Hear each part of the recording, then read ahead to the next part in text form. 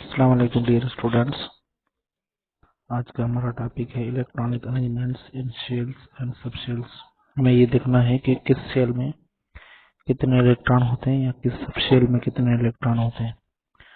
तो number of electrons का formula है हमारे पास, नंबर ऑफ इलेक्ट्रॉन्स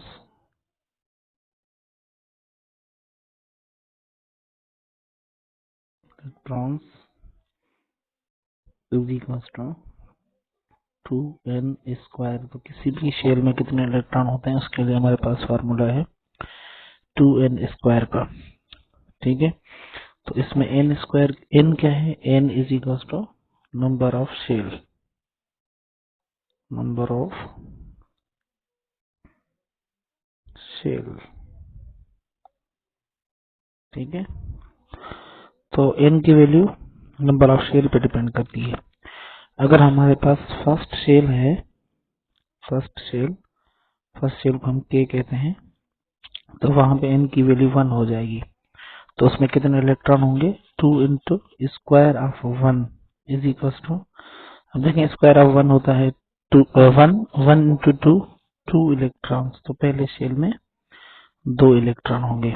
इस तरह अगर हमारे पास अगर दूसरा शेल है, सेकंड शेल, तो सेकंड शेल को हम कहते हैं L.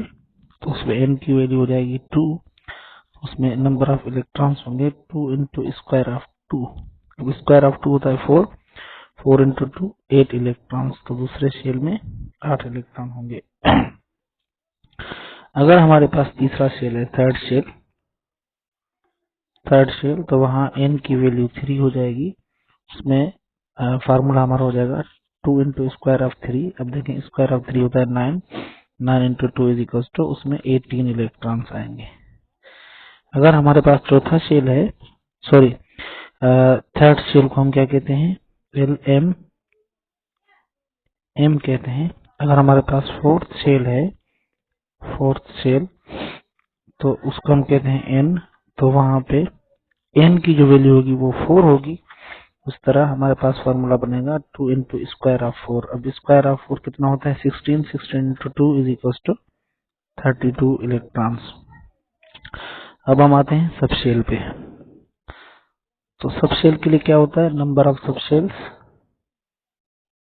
Number of sub shells, sub shells,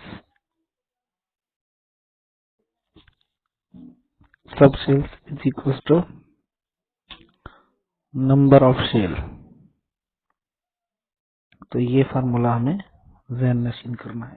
अच्छा, अगर हमारे पास फर्स्ट शेल है, फर्स्ट शेल, तो नंबर ऑफ शेल फर्स्ट है, तो उसमें एक ही सब शेल होगा, कौन सा, इस तरह। अगर हमारे पास सेकंड शेल है, सेकंड शेल, तो उसमें 2 सब शेल्स होंगे, एस और पी।